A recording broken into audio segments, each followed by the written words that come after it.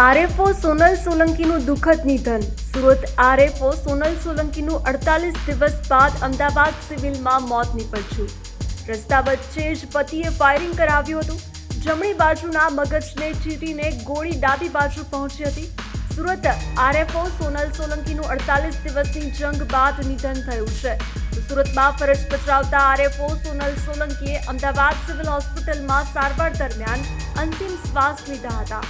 48 દિવસ પહેલા તેમના જ પતિએ વરુણ કચ્છર દ્વારા સોપારી આપીને રસ્તા વચ્ચે તેના પર જીવલેણ ફાયરિંગ કરાવ્યું હતું. આ હુમલામાં ગોળી જમણી બાજુના મગજને ચીરીને ડાબી બાજુએ ફસાઈ ગઈ હતી, જેના કારણે તેમની સ્થિતિ અત્યંત ગંભીર હતી. તો લાંબો સમય વેન્ટિલેટર પર રહ્યા બાદ અને તબીબોના અથાગ પ્રયત્નો છતાં તેમને બચાવી શક્યા નથી. તો આ ઘટનાએ વહીવટી તંત્ર અને સમાજમાં ભારે અરેરાટી ફેલાવી દીધી છે.